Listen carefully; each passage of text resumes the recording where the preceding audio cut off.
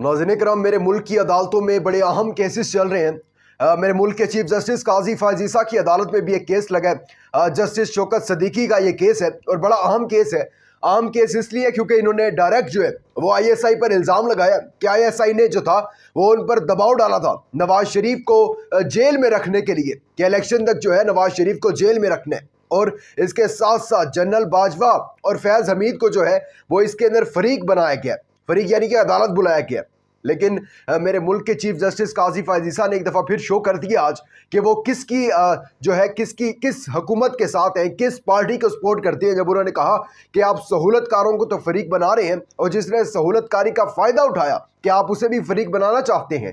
पूरी अंत तक कोशिशें की कि किसी ना किसी तरीके से इमरान खान का नाम लिया जाए और इमरान खान को इस केस के अंदर भी जो है वो किसी ना किसी तरीके से मुलव्विस किया जाए। ये एक आला मनसब पे बैठे हुए मोअज़्ज़िज़ जज चीफ जस्टिस काजी फायज ईसा, जो कि आइन और कानून की बातें करते हैं, ये वो कह रहे हैं, ज़बरदस्ती बुलवाना चाह रहे हैं दूसरे बंदे से कि किसी ना किसी तरीके से जो है वो इमरान खान का नाम लें। ये केस बड़ा अहम होने जा रहा है। इसके साथ साथ नवाज शरीफ जो कहते हैं कि मुझे क्यों निकाला और इंतकाम नहीं, एहतसाब और ये वो फलां फलां नारे लगाते हैं। क्या अब ये तो केस खुल चुका है, नवाज शरीफ साहब जो है वो अदालत जाएंगे या नहीं, इस पर डिटेल से बात करते हैं। मैं आपको बताता हूँ कि ये केस बना कैसे था, कहाँ से इसकी शुरुआत हुई थी। लेकिन आगे बढ़ने से पहले चैनल को सब्सक्राइब करके शुक्रिया का मौका दीजिएगा, वीडियो को लाइक और शेयर लाजमी कीजिए। नाज़रीन किराम, शौकत सदीकी साहब जो हैं एक बड़े दबंग जज हैं। ये किस्सा है 2015 का, ये केस है 2015 का, जो कि जुडिशल काउंसिल का केस था। और ये रेफरेंस क्या था? रेफरेंस ये था कि इन्होंने अपने इख्तियारात से तजावुज़ करके जो है वो लाखों करोड़ों रुपए जो हैं वो ताज़ीन और आराइश पर लगाए थे। एक घर के ऊपर जो था वो ताज़ीन और आराइश पर लाखों रुपए इन्होंने खर्च कर दिए थे, जिसकी वजह से इन्होंने एक जो है इनके ऊपर सुप्रीम जुडिशल काउंसिल की तरफ से एक रेफरेंस जो था वो दायर हुआ था। खैर, इन्होंने रावलपिंडी बार में जो थी वो एक तकरीर की। ये उस टाइम की बात है जब ये खिदमात जो है अपनी सर अंजाम दे रहे थे। इन्होंने एक तकरीर की और तकरीर में इन्होंने वहाँ पर इल्ज़ाम लगाया आईएसआई पर कि आईएसआई जो थी वो मुझ पर दबाव डालती थी, कि उन्होंने कहा कि नवाज शरीफ को इलेक्शन से पहले जो है वो बाहर नहीं आने देना आपने जेल से, और इसके साथ साथ मरियम नवाज को भी और पूरी नून लीग की जो आला क़यादत है उसको आपने जेल में डालना है।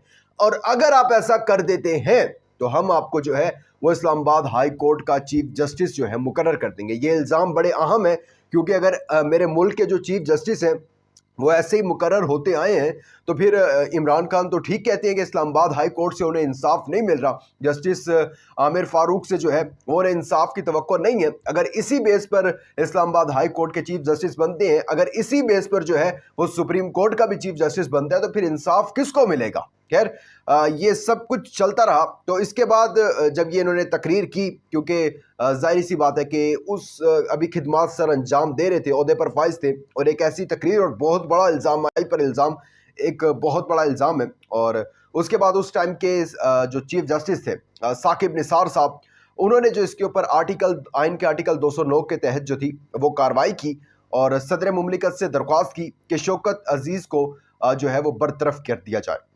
अपील कर दी और उन्होंने यानी कि इसके खिलाफ एक राय तो ये है कि सुप्रीम जुडिशल के खिलाफ कोई कार्रवाई नहीं कर सकता, लेकिन उन्होंने कर दी और 5 साल कोई सुनवाई नहीं हुई इसके ऊपर, कोई जो था वो केस नहीं लगा। लेकिन अब जो है वो काजी फायज ईसा की अदालत में ये केस लग चुका है और फैज़ हमीद साहब ब्रिगेडियर रामे को जो है वो इसके अंदर तलब कर लिया गया, अदालत में पेश होंगे वो।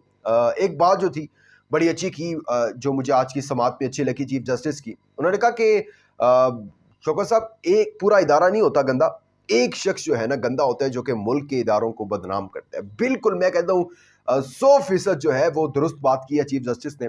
ऐसे ही है, ताकतवरों में भी जो थे वो कुछ लोग हैं जिन्होंने इस इदारे को बदनाम कर दिया, वरना इस इदारे से तो लोगों को इतनी मोहब्बत थी, अभी तक है मोहब्बत, लेकिन कुछ लोगों की वजह से इदारा बदनाम हुआ। चीफ जो हमारी मोअज़्ज़िज़ अदालतें हैं वहाँ पर भी ऐसे है, कुछ जजेस की वजह से जो कि किसी एक हुकूमत, एक पार्टी की जो है वो साइड लेते हैं और उनकी वजह से पूरे निज़ाम से लोगों का एतमाद उठ गया। चीफ जस्टिस साहब ने बड़ी अच्छी बात की है, काश कि वो इस बात को खुद भी समझे और उसके ऊपर इम्प्लीमेंट भी करे। खैर, अब जो इसके अंदर एक मेन चीज़ है कि नवाज शरीफ जो बड़ा एक रोना रो रहे हैं कि मुझे क्यों निकाला। वो जब पाकिस्तान थे नाअहल हुए तब से उन्होंने ये करना शुरू किया, मुझे क्यों निकाला।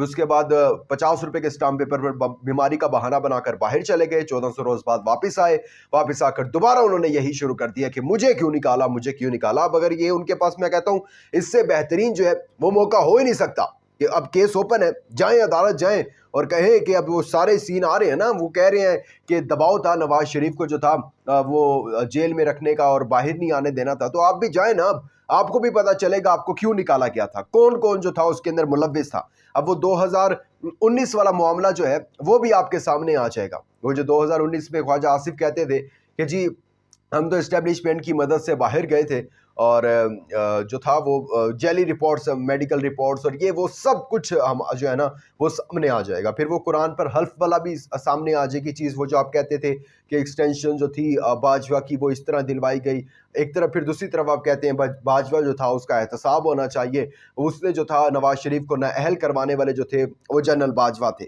लंदन प्लान जो फिर इमरान खान कहते हैं कि झूठ है, फिर वो भी यानी कि वो भी सामने आ जाएगा कितना सच है कितना झूठ है। और 2018 से लेकर 2023 तक जो है वो तमाम चीज़ें मंजर आम पर आ जाएंगी। लेकिन नवाज शरीफ साहब का ये एक झूठा बयान है, कोई रोड मैप नहीं है, कोई परफॉर्मेंस नहीं है, सिर्फ एक नारा है जो उन्होंने लगाया हुआ है कि मुझे क्यों निकाला। लेकिन इसकी आइंदा समात पर देखते हैं। ये शौकत साहब वाला जो केस है ये बड़ा इंपॉर्टेंट है और इससे पता चलेगा कि आने वाले दिनों में क्या बनता है। खैर अपना बहुत ज़्यादा ख्याल रखिएगा, अपना इंपॉर्टेंट फीडबैक देना मत भूलिएगा। दीजिएगा इजाज़त, अल्लाह हाफ़िज़।